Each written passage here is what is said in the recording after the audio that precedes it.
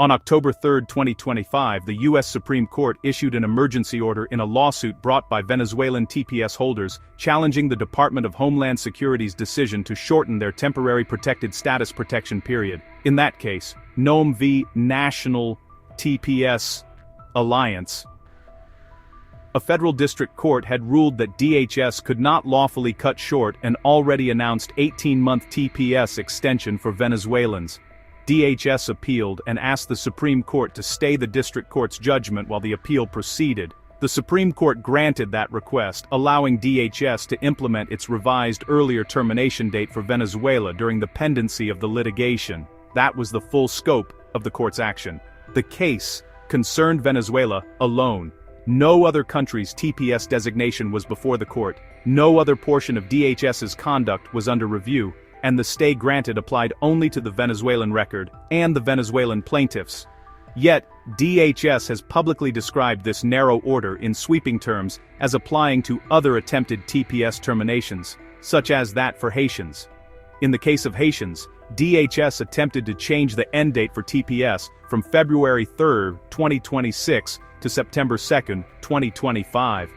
A case, Haitian Evangelical Clergy Association versus Trump, was filed to block that termination, and an order entered against DHS on July 15, 2025.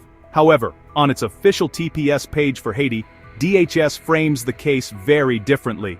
It states, Haiti's TPS designation and related benefits were slated to terminate on September 2, 2025.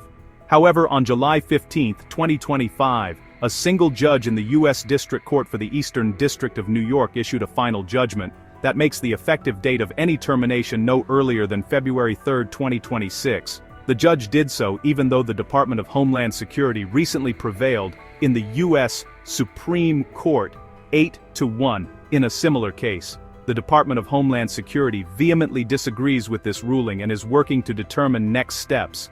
This is a mischaracterization of the Supreme Court's October 3 order, framed in a way to confuse non-lawyers as to the likelihood of similar terminations being upheld.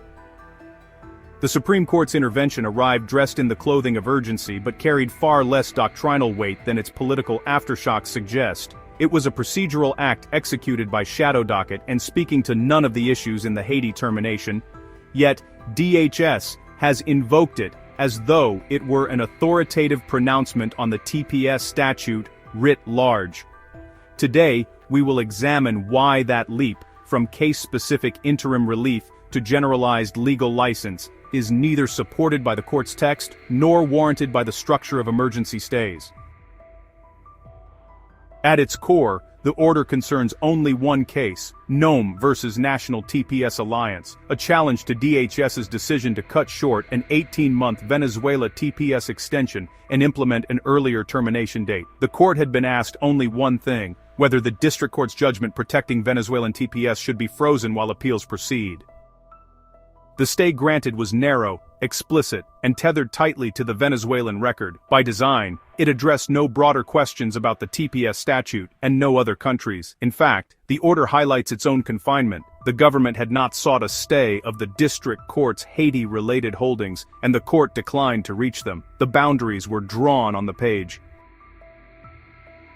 The reasoning behind the stay, such as it is, rests on the court's standard calculus for emergency relief, the likelihood that the government might ultimately prevail the balance of harms and the public interest. That's not a merits determination in the conventional sense. It's a probabilistic, case-bound assessment made under compressed time and submitted without the full briefing and argument that genuine statutory interpretation really requires. Such orders are intrinsically non-transferable. They attach to the evidence presented, to the procedural posture, and to the litigants before the court. They do not announce durable legal rules, and they cannot be exported as general doctrines. Nothing in the order suggests that the court has accepted, as a matter of statutory interpretation, that DHS may unilaterally truncate a previously announced TPS extension.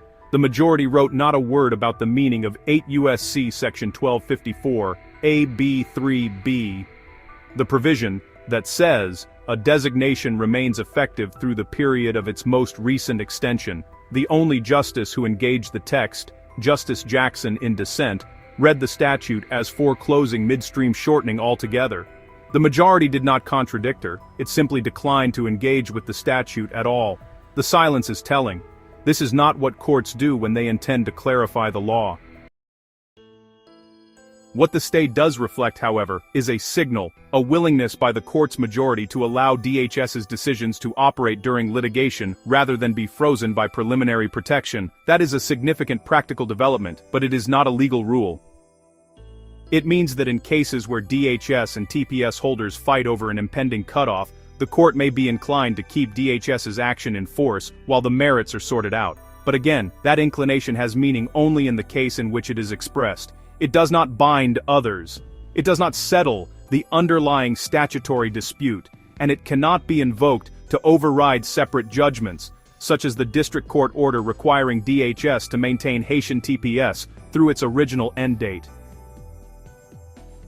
This distinction matters deeply for the legal system and for the immigrant communities who depend on it. Emergency stays are built for speed, not clarity. They are discretionary palliatives, not precedents.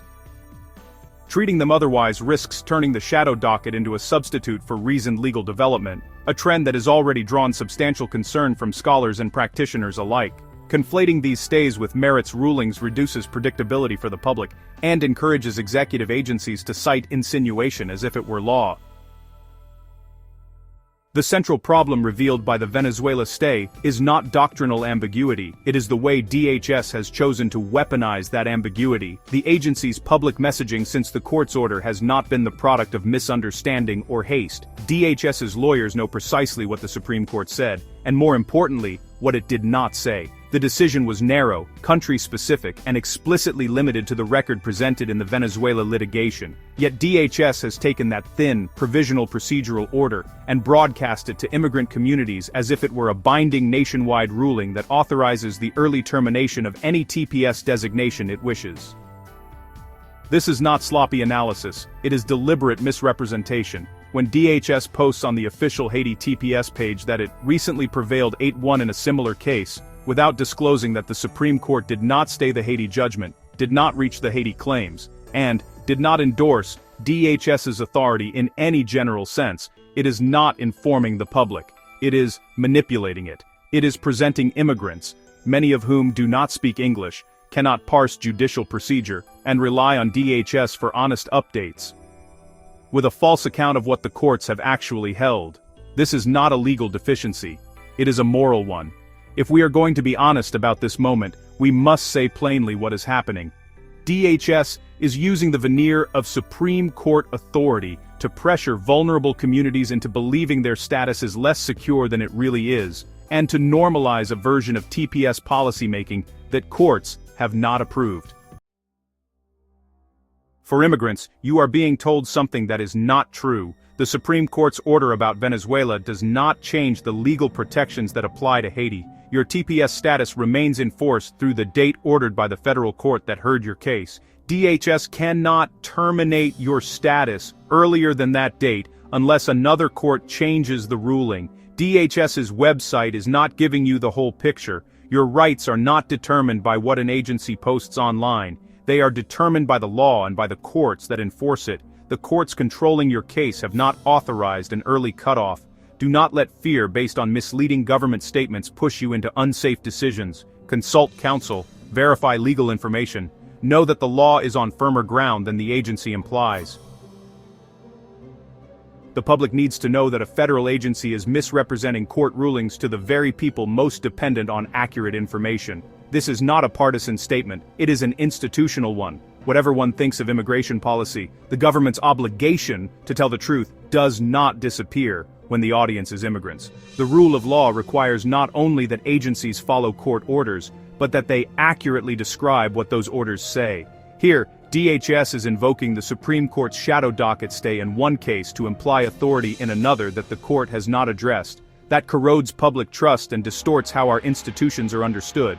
If the public accepts this tactic uncritically, we normalize a government that uses legal complexity as a smokescreen, an outcome corrosive to democratic accountability.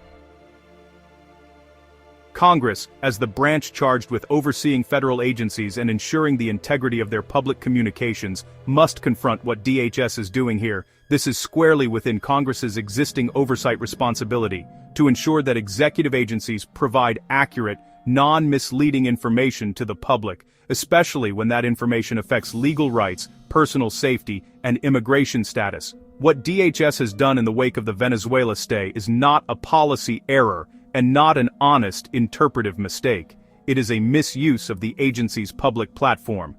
DHS took a country-specific, procedurally narrow Supreme Court stay and presented it on an official government website as though it reflected a broad, judicial endorsement of its authority to terminate other countries' TPS designations early. That framing is not merely incomplete, it is deceptive, and it is directed at communities least equipped to parse the distinction. Congress does not need to resolve the merits of TPS law to respond. It only needs to uphold a foundational democratic norm. The public has a right to truthful statements from its government, and agencies do not get to invent the impression of precedent where none exists. When DHS selectively frames court rulings in ways that materially distort their effect, it undermines the rule of law and misleads the very individuals whose legal protections depend on accurate information. Congress's role is clear. It can compel DHS to correct misleading statements, demand transparent multilingual summaries of relevant court orders, and establish expectations, through hearings or formal directives, that agencies must distinguish between binding precedent and interim procedural rulings. These are not immigration policy interventions. They are truth in government interventions. If Congress is to fulfill its oversight function, it must step in now, not to decide who should receive TPS, but to insist that the government tell the truth about the law as it actually stands.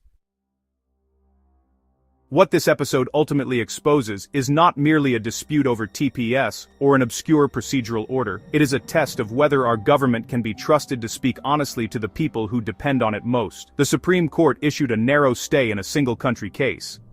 DHS turned it into a political instrument aimed downward at non-English-speaking immigrants who have no realistic way to decipher what happened in court. That is not the behavior of an agency committed to public integrity. It is the behavior of an agency confident that no one will hold it to account for bending the truth when it fears the truth will inconvenience its agenda. When the government substitutes implication for accuracy, or uses the opacity of the shadow docket as cover to distort the lawful rights of entire communities, it is not protecting the public, it is preying on its blind spots. And that is why this moment matters beyond TPS, beyond immigration, and beyond the narrow frame of a single litigation. A democracy requires more than lawful outcomes, it requires lawful explanations. Agencies must not be permitted to cloak unilateral power in the false authority of court decisions that never said what the agency claims they did. Immigrants deserve better, the public deserves better, Congress must demand better. If we allow executive agencies to reshape the truth until it suits their purposes, then the precedent being set is not about Venezuela or Haiti, it is about whether the United States government may mislead the people it serves without consequence. The answer to that question will define far more than the future of TPS. It will define whether honesty in government remains a principle or becomes a relic. The analysis provided today was developed by GPT 5.1 in collaboration with a licensed attorney. However, when first asked to determine the current state of Haitian TPS, OpenAI's most advanced model came back with the wrong answer, concluding on the strength of DHS's own public framing that the Haitian termination had already been upheld. Only after we dug past the agency's summary and into the underlying legal materials did the picture become clear.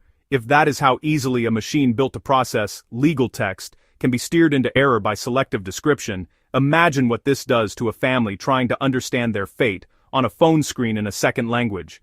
That is the real power of DHS's narrative, not that it reflects the law, but that it can override it in the minds of the very people the law is supposed to protect.